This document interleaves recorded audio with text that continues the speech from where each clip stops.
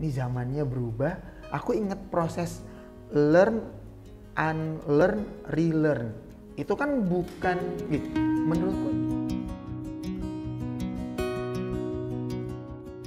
Oke, assalamualaikum warahmatullahi wabarakatuh. Waalaikumsalam warahmatullahi. Ketemu lagi sama saya Faisal Kamal dan masih sama Mas Ili. Halo Mas Ili, kita Siap, lanjut lagi Mas Ili. Aman. Siap. Nah, hari ini kita kan ngobrol lagi, ngebahas beberapa topik pasti. Topik-topik santai, tapi kita berharap ini obrolan karena Ramadan bisa jadi manfaat buat kita, terutama karena aku juga ngobrol sama Mas Ili. Di saat kita pengen istirahat, puasa, tapi maksain diri buat bikin sesuatu, bikin konten, cari ilmu, ya siapa tahu ilmunya kepakai sama orang lain ya Mas Eli. Amin. Amin. Biar tambah sehat juga. Biar tambah sehat. Kesehatan mental ya saat. Setuju Mas Ili. Belajar terus biar dapat sehat, mentalnya makin sehat. Mas Ili, kita lanjut obrolan terakhir tadi tuh.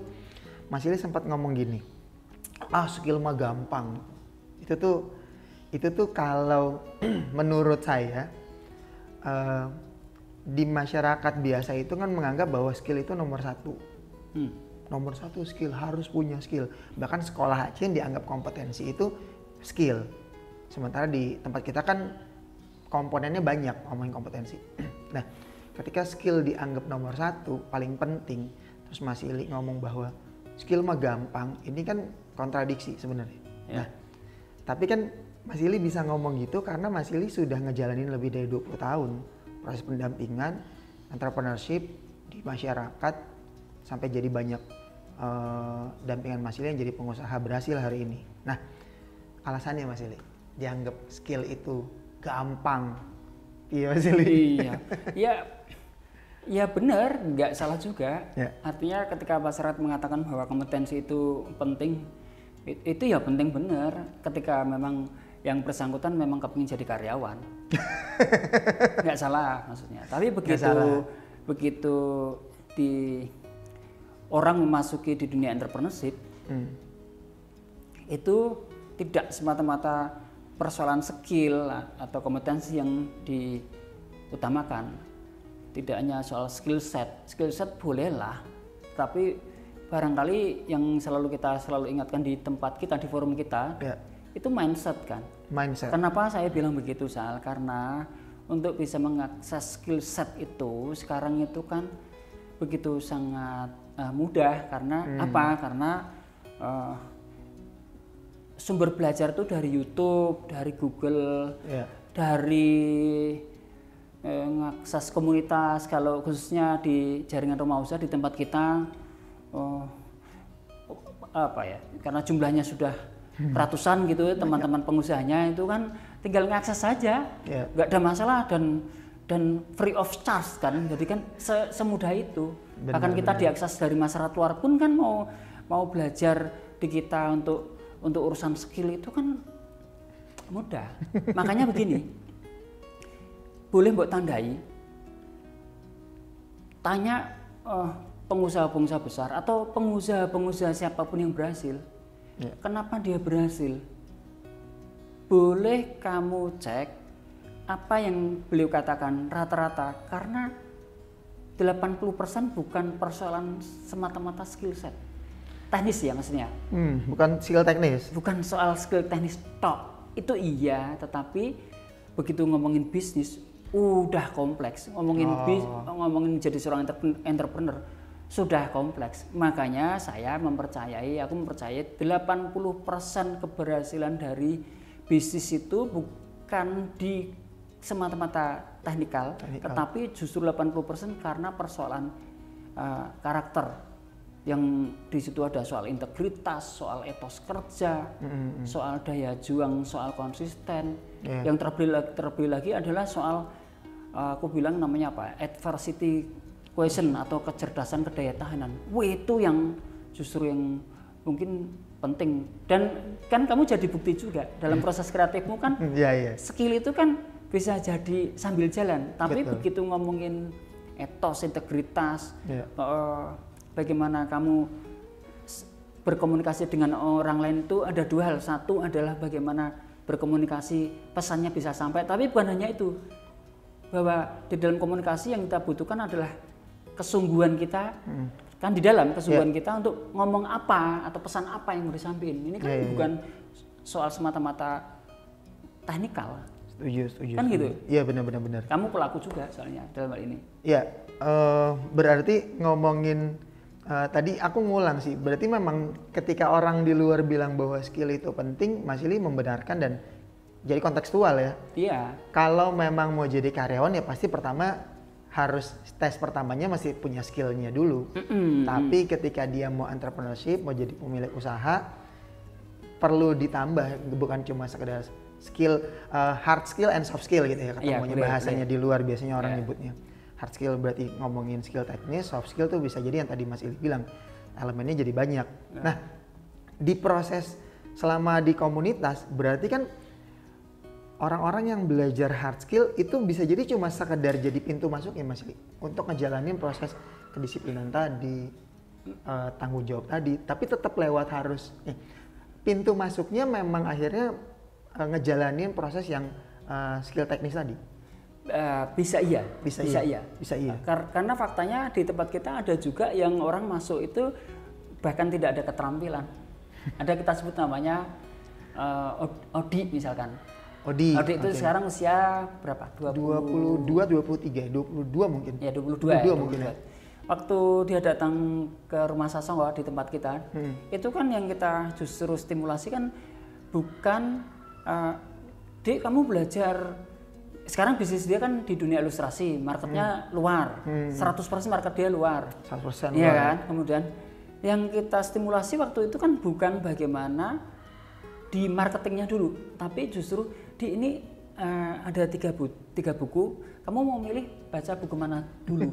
Padahal 3 buku ini semuanya tentang bagaimana ketika membaca buku ini ngerti bahwa pertama misalkan si Odi membaca, oh aku itu hidup itu misalkan lahir dari mana, terus kemudian sekarang pada posisi apa dan kemudian besok kepingin seperti apa gitu ya.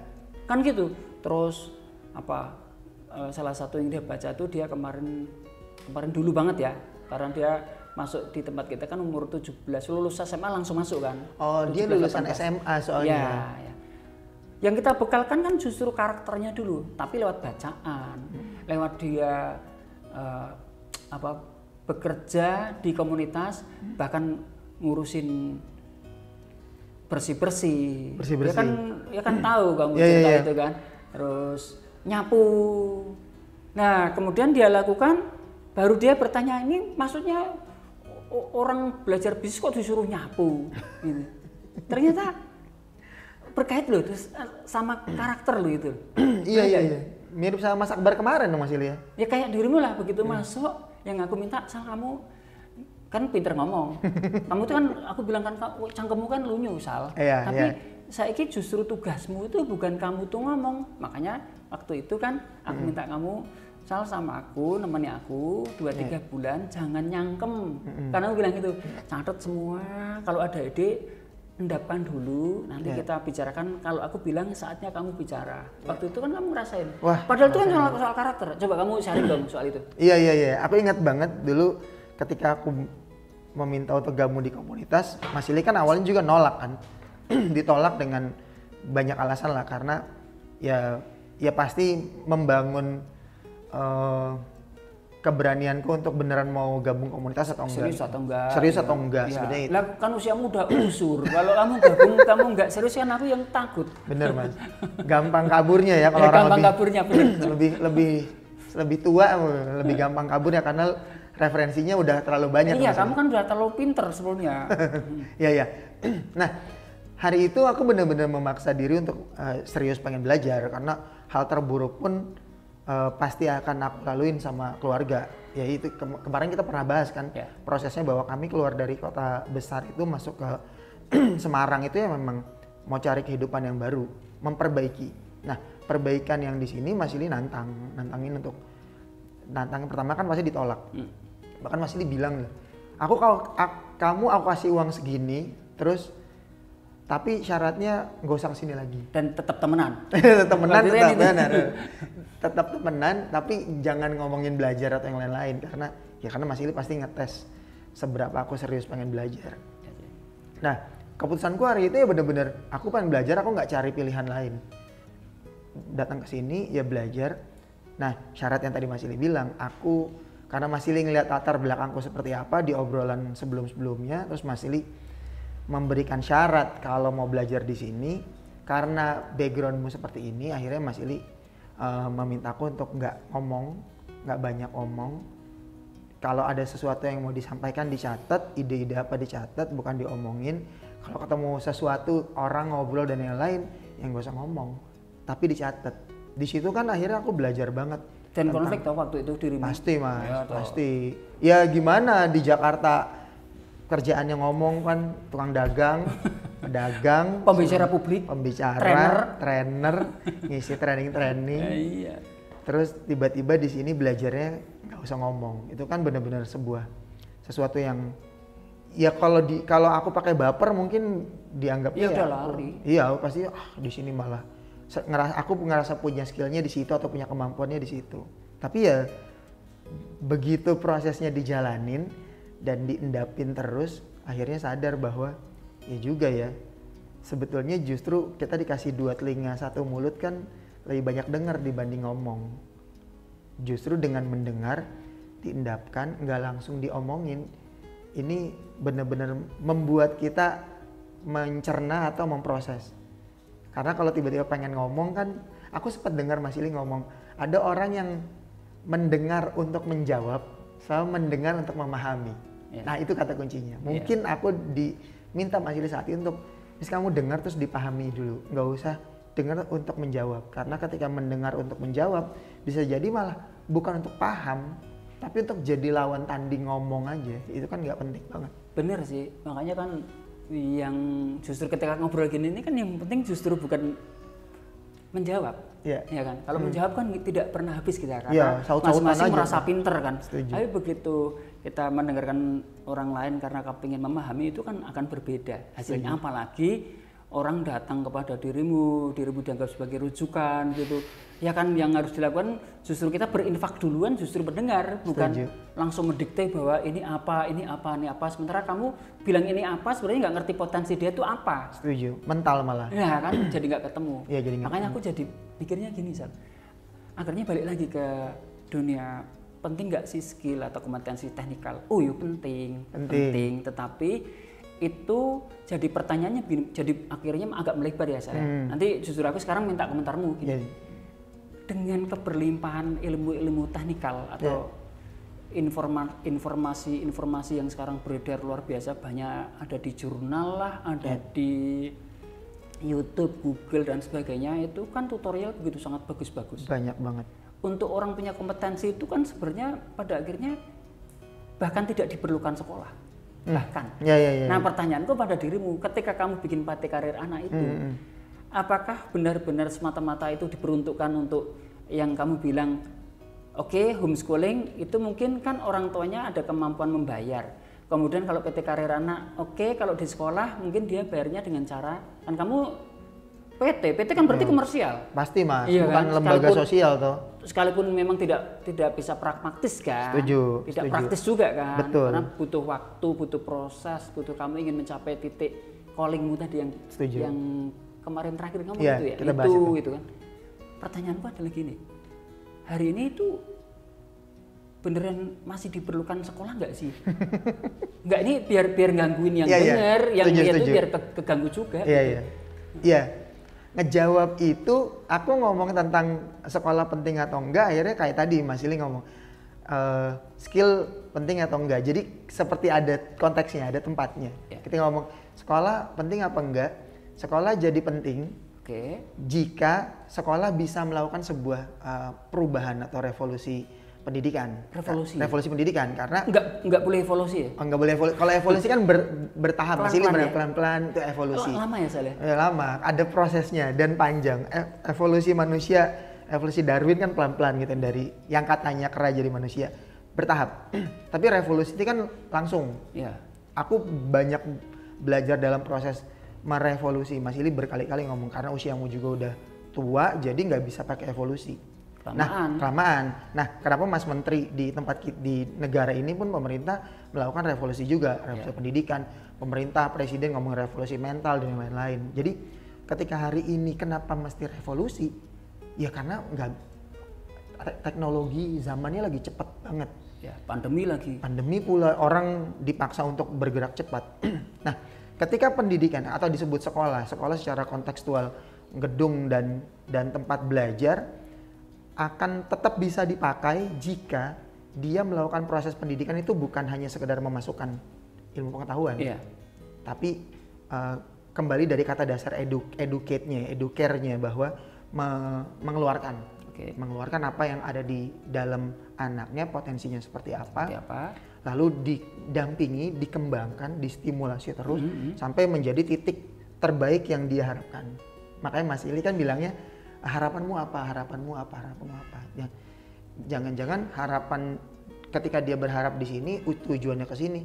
Nah, proses ini kan kalau ini ada di sekolahan berarti sekolahnya masih penting. Gitu ya. Tapi kalau sekolahnya tidak bisa memfasilitasi ini, ya kan PT Karanak Indonesia lahir karena ini. Karena sekolah tidak mampu, atau ya bukan nggak mampu kita yang ngomong, tapi media dan menterinya juga ngomong bahwa sekolah SMK tidak mampu mencetak lulusan yang siap kerja.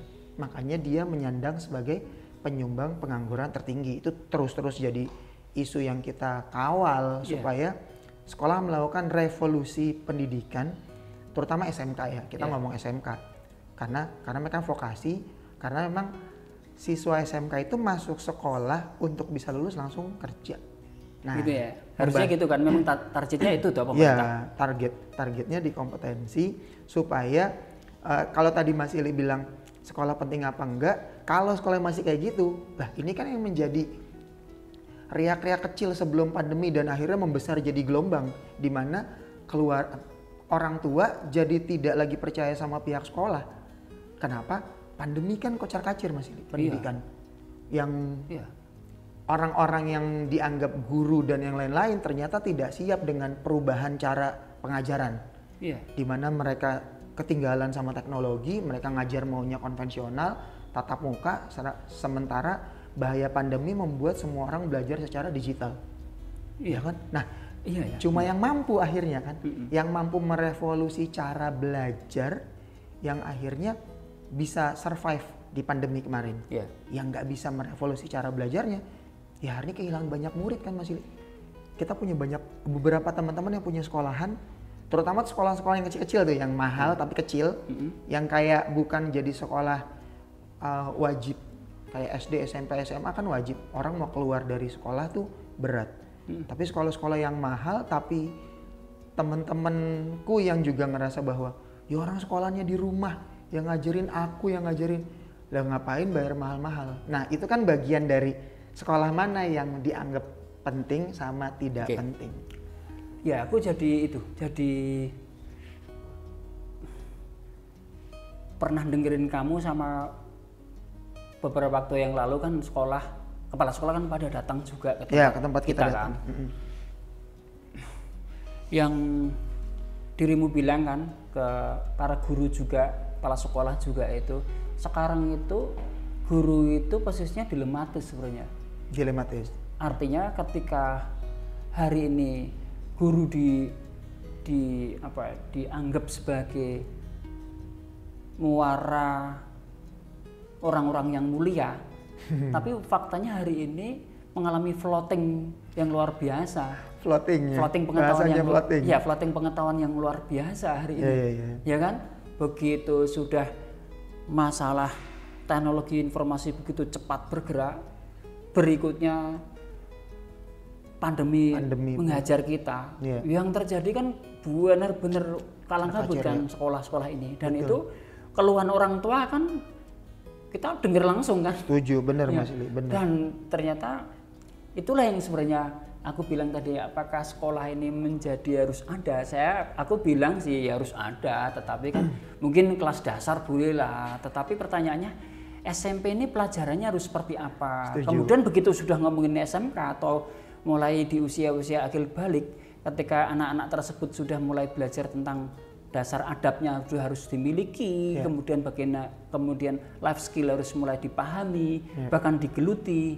Ini kan jadi persoalan dasar masyarakat dunia, bukan masyarakat kita saja, bukan masyarakat Indonesia, itu masyarakat dunia kan. Makanya ini kan luar biasa hebat ya, pergerakan ilmu pengetahuan yang bukan lagi 8 bulan 180 atau 360 derajat berubahnya. Terus sekarang mungkin bukan 8 bulan, mungkin setiap 3 bulan itu udah berganti era. Sampai mata uang aja kan terus berganti kan. Aduh, hari ini ya mata uang udah. Iya kan? Udah nggak satu. Datang lagi baru, yang terakhir ada NIR. Oh iya, kemarin kita bahas NIR. Solana. Terus wah apa lagi sekarang mulai blockchain, currency udah mulai diterima di banyak negara. Ini kan negara saja udah pusing 7 keliling Sal. Iya Mas Ili, aku ngerasain sesuatu yang sifatnya perubahan, itu kan manusianya memilih untuk ikut perubahan atau enggak ya. Aku Pak Renal Kasali yang ngomong kalau nggak salah. Bilang justru yang tidak berubah itu adalah perubahan itu sendiri gitu. Jadi ya ketika dunia atau buminya memang bergerak berubah, lah yang tidak ingin ikutan dalam perubahannya kan berarti dia stay. Dia ketinggalan. Tinggal pertanyaannya perubahannya mengarah ke baik atau ke buruk. Kalau ke baik berarti dia ketinggalan yang baik. Kalau mengarah ke buruk kan berarti dia selamat sebetulnya. Nah, teknologi kan 2 mata pisau yang terus kita ambil baiknya kan. Baiknya aja kita ambil. Nah, kayak Mas Ili tadi bilang orang-orang yang bisa melakukan perubahan entah itu sekolah, lembaga pendidikan yang tadi disebut, guru-guru yang datang ke sini yang ngerasa bahwa wah ini zamannya berubah. Aku ingat proses learn, unlearn, relearn. Itu kan bukan, menurutku justru lebih sulit dihadapin proses relearn itu di orang-orang yang punya usia, berumur, terutama pihak yang ngerasa dia tadi sumber ilmu tadi Mas Ili. Ketika dia ngerasa sumber ilmunya ada di dia, itu kasihan juga guru-guru sekarang. Kasihan banget. Guru-guru sekarang itu kan ya juga ngalami kebingungan juga. Baru belajar sesuatu, berubah lagi. Nah iya, ini kan kacau ini. Akhirnya kita kasihan ya sama pihak-pihak guru ya Mas Ili.